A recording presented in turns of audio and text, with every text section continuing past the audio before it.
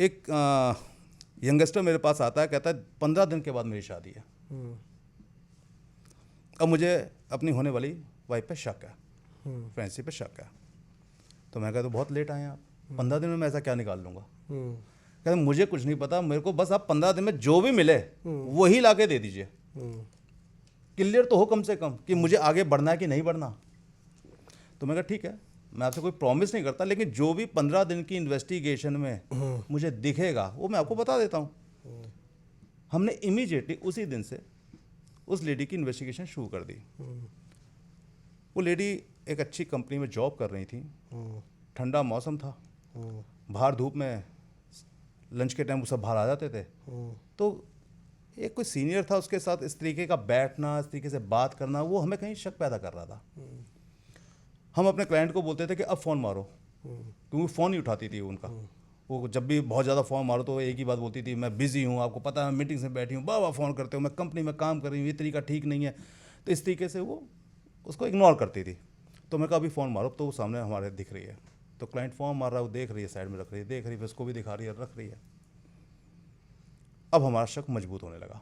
अगले दिन हमने शाम को देखा कि वो लेडी उसी मेल के साथ एक अच्छे रेस्टोरेंट में बैठी हुई है, और जैसे हम लोग बैठे हुए नीचे से एक दूसरे को टच कर रहे हैं, रोमांटिक नेचर। अब हमारा इन्वेस्टिगेशन 35 इयर्स का एक्सपीरियंस है, तो हम समझ जाते हैं कि किस तरीके की मूवमेंट है ये। तो वो सस्पिशियस मूवमेंट हमें लगी, तो हमने इमीडिएटली क्लाइंट को बोला कि अब एक बार फिर फ़ोन मारो, मैं इसको रिकॉर्ड में ले रहा हूँ, मेरा वीडियो चल रहा है, आप भी वीडियो देखो दूसरे मोबाइल पे, मैं यूट्यूब पे आपको कर रहा हूँ फ़ोन, आप भी देखो व्हाट्सएप पे, और मैं आपको दिखा रहा हूँ, और दूसरे फ़ोन से फ़ोन मारो, देखो क्या करती है। उसने फ़ोन मारा, वो देख रही है, उसको दिखा रही है, मुस्कुरा रहे हैं, फिर रख देते हैं। उसने फ़ोन नहीं उठाया। मैंने कहा आप फ़ोन मारते रहो, देखते हैं क्या होता है, मैक्सिमम क्या होगा देखते हैं। उसने 8-10 बार फ़ोन मारा, तो उसने झुंझला के कि मैं मीटिंग हॉल में बैठी हूँ, ये वो डांटना शुरू कर दिया। तो उसने बोला ठीक है सॉरी, ओके, मुझे कुछ बात करनी थी, कुछ खरीदना था, तो इसलिए पूछा था, कोई बात नहीं मैं रख देता हूँ, रख दिया उसने। कह सर ऐसे ऐसे बात हो रही है संजीव जी। मैं ठीक है, मैं अब आपको वीडियोज़ भेज रहा हूँ, फ़ोटोज़ भेज रहा हूँ, मुझे बताओ ये आदमी कौन है, शायद आप इसे जानते हो। अब यहाँ पे बहुत चौंकाने वाली बात थी, जब हमने उसको वीडियो भेजी तो वहाँ रोने लग गया। मैं क्या हुआ, कहते हैं मेरे जीजा जी हैं, मेरे सगे जीजा जी हैं। I am surprised, seriously I am surprised. मैंने कहा कजिन जीजा जी या सगे जीजा जी? कह रहे मेरी एक ही बहन है, उसके ये हस्बैंड है,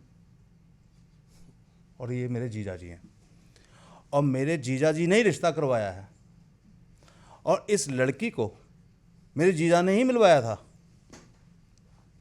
अब मैं बहुत परेशान हो गया। मैंने कहा अगर मैं ये एविडेंस दिखाता हूँ, और ये एविडेंस अगर ये अपने घर में दिखाते हैं तो शायद रिश्ता नहीं तोड़ेंगे।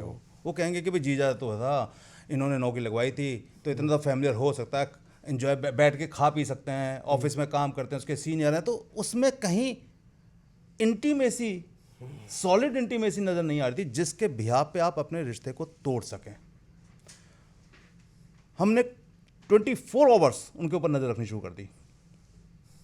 शादी से 4 दिन पहले, शायद मेरा लक, क्योंकि मुझे ऐसा लगता है कि मैं पैशनेट प्राइवेट डिटेक्टिव हूँ, लेकिन मुझे भगवान ने इसमें मेरा साथ देते हैं। हुआ भी यही। 4 दिन बाद मेरा क्लाइंट कहता है कि वो कहीं बाहर जा रहे हैं, उनकी कंपनी का कोई फंक्शन है, तो ये दोनों ही बाहर जा रहे हैं, पूरी कंपनी के 10-20 लोग बाहर जा रहे हैं। शाम को मैंने अपने क्लाइंट को फ़ोन किया कि बॉस, अपने दोस्तों को, लड़की के पिता को, लड़की के भाई को, सबको लेके आना है। कहता है सर वो कैसे लेके आऊँ? मैं वो भी टेक्निक बता देता हूँ मैं आपको, चिंता क्यों करते हो? कहता बताइए। मैं रात को जाना कोई 1 बजे के आसपास, ससुर जी का दरवाज़ा खटकाना, कोई तो आएगा बाहर, कहना बात करनी है। तो नेचुरली अब होने वाला दामाद 3 दिन के बाद बात करना चाहता है, कोई सीरियस मैटर, ये जब आधी रात को आया था तो जरूर आएगा, और उसका भाई भी आएगा इसके चक्कर में कि भाई पिता क्या बात हो गई, तो भाई भी आएगा। दोनों को बिठाना गाड़ी में, कहना गाड़ी में बैठ के बात करते हैं। जब वो गाड़ी में बैठ जाएंगे तब कहना एक बार मोबाइल दे दो अपना। जब वो मोबाइल दे देंगे तो बस फिर वो ना होटल चल रहे हैं, वहीं बात करेंगे आपसे। फिर वो कुछ नहीं कहेंगे आपको कि कोई किडनैप नहीं हो रहे हैं, वो उन्हें पता है कि आप होने वाले दामाद हो। और वही हुआ, उन्होंने अपनी गाड़ी में बिठाया। उनको शक हो चुका था पिता को कि कुछ तो गड़बड़ है, भाई दामाद आया है 5 स्टार होटल की तरफ ले जा रहा है, तो कोई तो बात है। पहुँचे 5 स्टार होटल में, पता ही है लिफ्ट के अंदर कार्ड लगते हैं।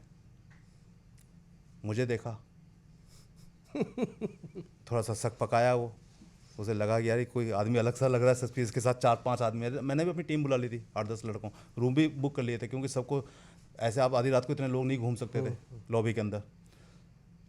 तो सबको 10-20 आदमी इकट्ठे हो गए, सबको मैंने अपने रूम में बिठाया। रूम में बिठाने के बाद मैंने वहाँ के फ्लोर मैनेजर को बुलाया और मैं कहा यार तेरे से एक छोटा सा काम है। कहता बताइए। मेरे दोस्त का बर्थडे है, हम उसके लिए केक लेके आए हैं और रात को उसको सरप्राइज़ देना है, तो 3 बजे उसका तूने दरवाज़ा खटखटाना है, क्योंकि वो आई से देख लेगा तो दरवाज़ा नहीं खोलेगा, मैं देख के गालियाँ और देगा। तेरे को देख के तो रूम सर्विस करके दरवाज़ा खुलवाएगा तो सरप्राइज़ देंगे। तो कहता है पक्की बात? मैं हाँ, मैं ये पकड़ 10,000 पे 10,000 तेरे को बाद में देंगे। उसको 10,000 दे दिए। 2:30 बजे हमने उसको कहा कि आजा भाई। वो आ गया, रूम सर्विस, अंदर से गंदी सी गाली दे के आया। वो जैसे उसने दरवाज़ा खोला, मैंने रूम सर्विस वाले को पुश किया और टक टक टक टक सारे अंदर। अब तो आप समझदार हो कि सारे अंदर थे तो क्या अंदर का दृश्य होगा। तो उसके पिता ने मेरे को देखा और हाथ जोड़े कि कैमरा बंद कर दो। मैं ठीक है, मैं कहा बच्चों सब कैमरा बंद कर दो।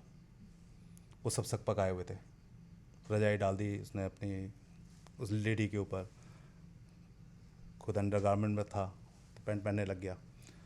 तो बड़ा दृश्य तकलीफ देने लायक था। फादर भी हाथ जोड़ के खड़े हो गए, ब्रदर भी हाथ जोड़ के खड़ा हो गया। लेकिन मेरा अपना खुफिया कैमरा काम कर रहा था, क्योंकि मैं सोसाइटी को जानता हूँ कि अभी सोसाइटी में इसको प्रॉब्लम है, दबाव आए तो अभी तो ये हमारी हर बात मानेगा, लेकिन हो सकता है बाद में हम पे केस बना दे। तो मैंने अपना खुफिया कैमरा ऑन रखा हुआ था, जिसमें उसके फादर की बातें हैं, उसके ब्रदर की बातें हैं, एक दूसरे को गाली गलौज करना, लड़की को खड़ी हो जा, कपड़े पहन, ये कर वो कर, हम बाहर खड़े हैं, इस तरीके की सारी बातें रिकॉर्ड हो रही थी। वैसे भी एविडेंस बहुत थी, क्योंकि रुके हुए थे, सीसीटीवी थे, तो सामने एविडेंस, होटल के सीसीटीवी थे, एविडेंस सामने। तो सारे वो थे। हम लोग बाहर आए, मैंने उसके फादर को एक ही बात बोली, मैं कहा बच्चे निकम्मे होते हैं, मानते हैं, लेकिन आपको पता था शायद क्योंकि बच्ची ज़्यादा निकम्मी है। मेरे क्लाइंट को फंसाने की जरूरत नहीं थी। अब आपसे ये उम्मीद करता हूँ कि मेरे क्लाइंट का जितना भी पैसा खर्च हुआ है अभी तक, जितने इसने होटल 5 स्टार होटल बाहर बुक किए हुए हैं, टिकटें बुक की हैं, जितना भी इसका खर्चा हुआ है 70-80 लाख रुपए जो अभी हो चुका है, वो सब आप इसे पे कर रहे हैं। किसी जगह केस नहीं बना रहे हैं, क्योंकि अगर आपने किसी जगह कोई केस बनाया इसके ऊपर कि भाई डॉरी के लिए शादी तोड़ दी, ये कर दिया, वो कर दिया, तो मेरे क्लाइंट को प्रॉब्लम होगी। तो कहता आप कौन हो? मैंने आपको कहीं देखा है। मैं कहा आपने को टीवी पे देखा हुआ है, मुझे मालूम है, जब आप देखा कर रहे हो टीवी पे देखा होगा। कहता अच्छा आप प्राइवेट, तो समझ गया।